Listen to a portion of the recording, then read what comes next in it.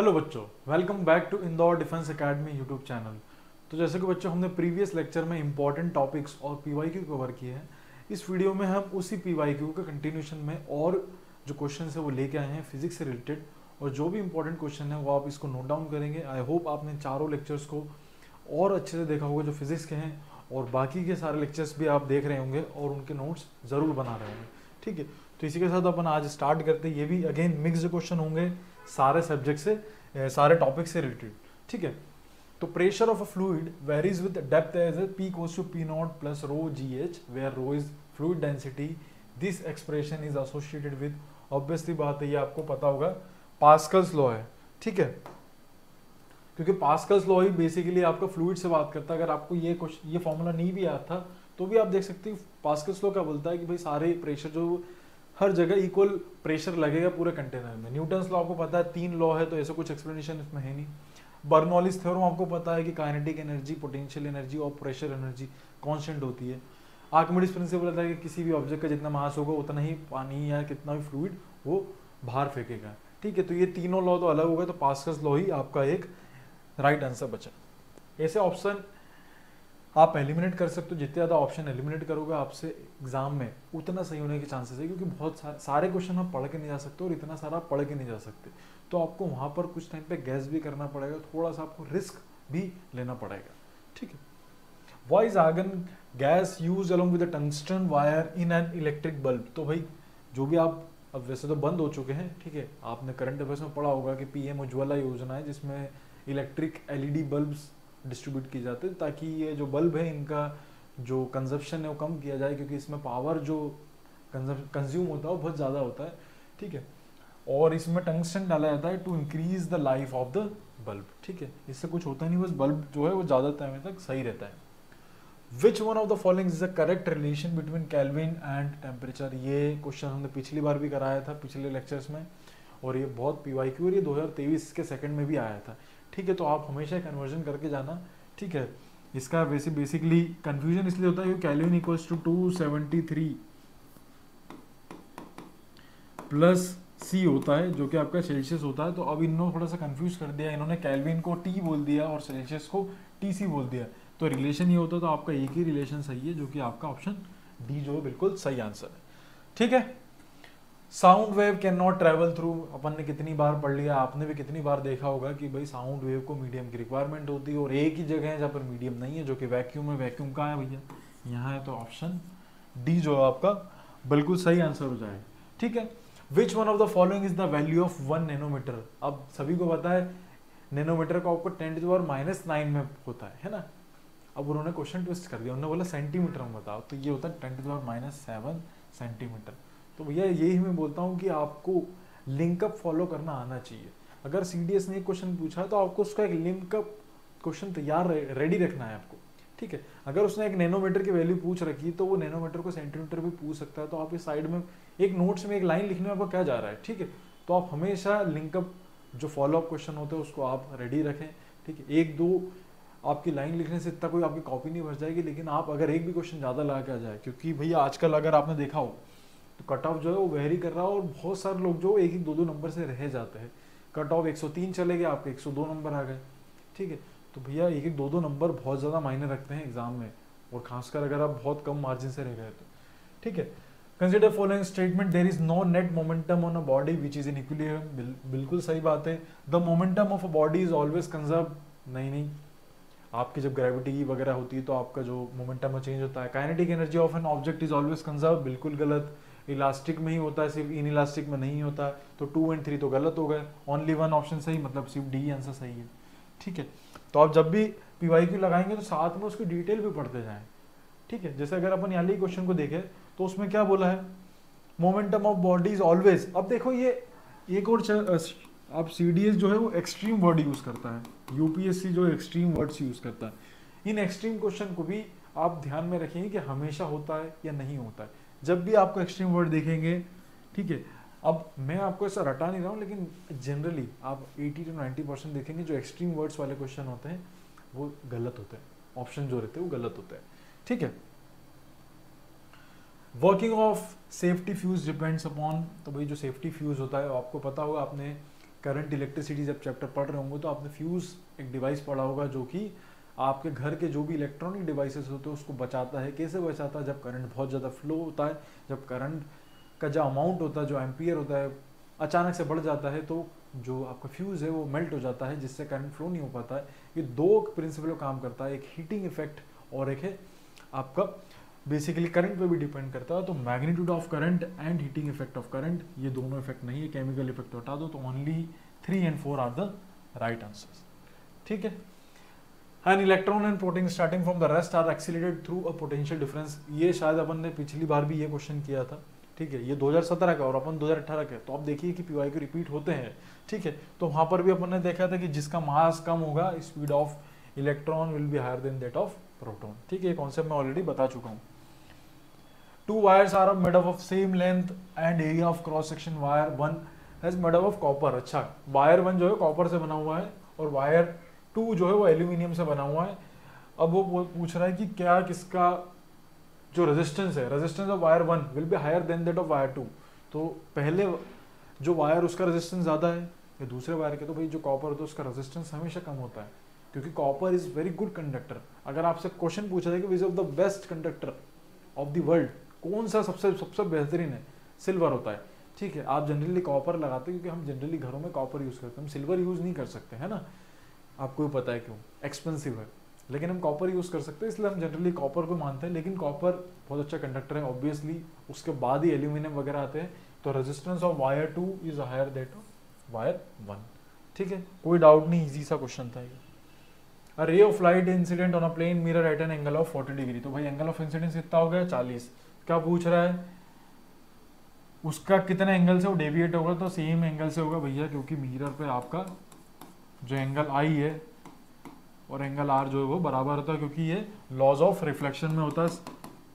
Second law of reflection देखा होगा, angle i is equals to angle r. अगर angle i 40 हो तो एंगल आर भी 40 होगा, कोई दिक्कत नहीं है उसमें।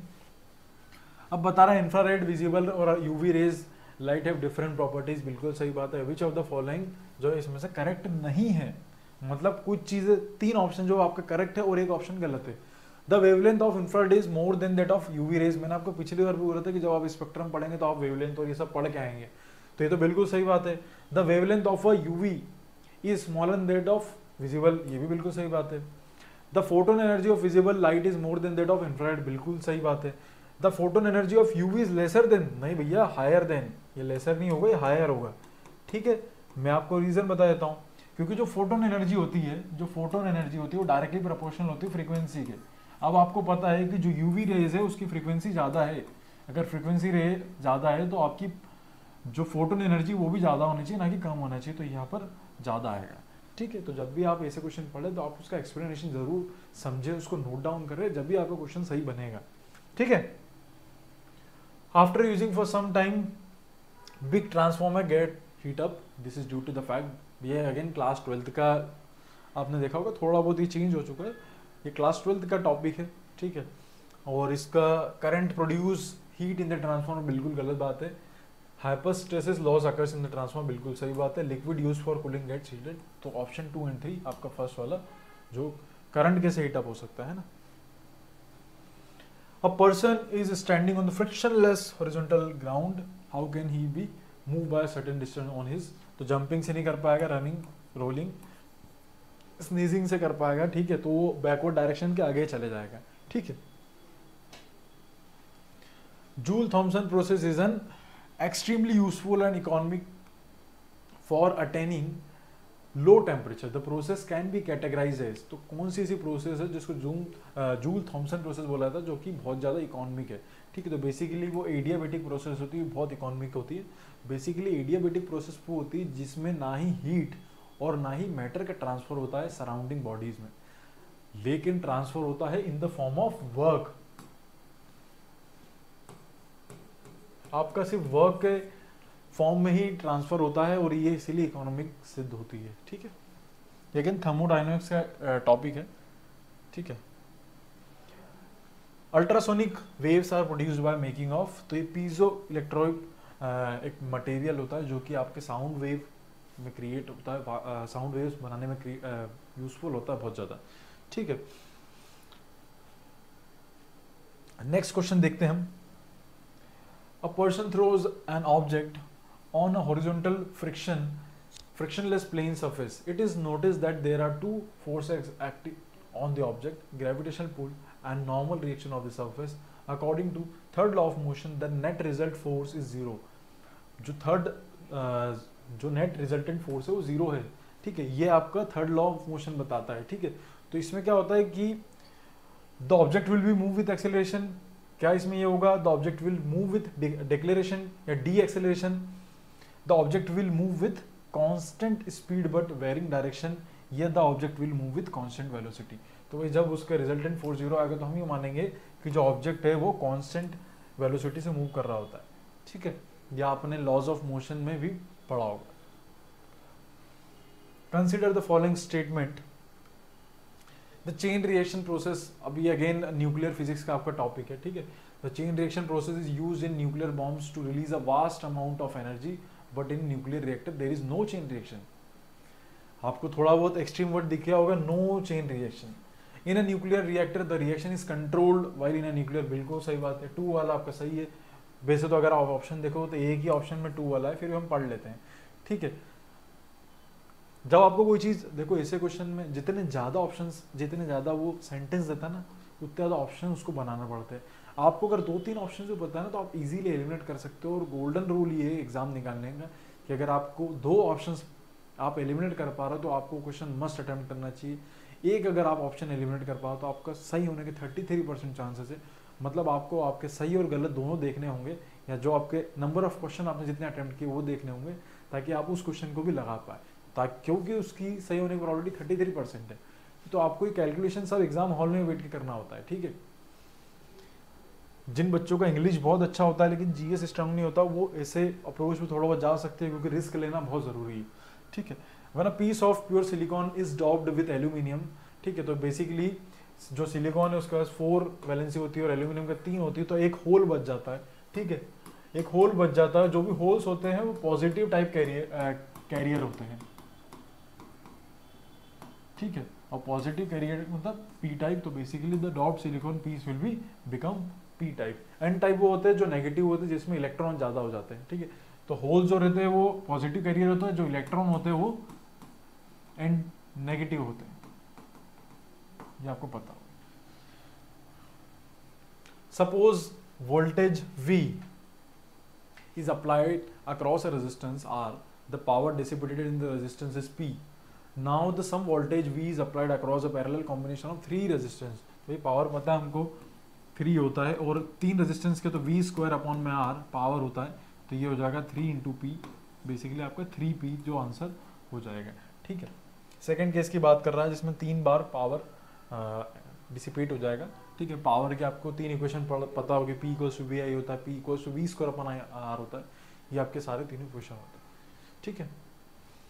विच one of the following is not a semiconductor, तो भैया क्वार्ट्ज से आपने ज्योग्राफी में बहुत अच्छे से पढ़ा होगा कि क्वार्ट्ज जो है वो मिनरल है, ना कि सेमीकंडक्टर। बाकी जितने भी ये सिलिकॉन जर्मेनियम तो आपने पढ़ रखा है। गैलियम आर्सेनाइड भी एक सेमीकंडक्टर है, ठीक है।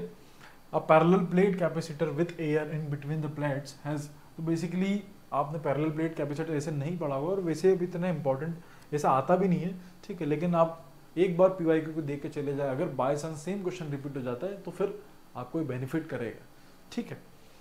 इस फील्ड विद डाइलेक्ट्रिक कांस्टेंट 7, तो बेसिकली जो आपका पैरेलल प्लेट कैपेसिटर होता है उसमें डायरेक्टली प्रोपोर्शनल होता है कैपेसिटेंस के, तो आप 7 बार C कर देंगे, तो 7C इज राइट आंसर, जो डायरेक्टली प्रोपोर्शनल होता है, ठीक है। और यहाँ पर जो कैपेसिटेंस है वो C है, और उसका डाइलेक्ट्रिक कांस्टेंट C है 7 है, तो जो कैपेसिटेंस होता है वो डायरेक्टली प्रोपोर्शनल यहाँ पर निकल के आ जाएगा।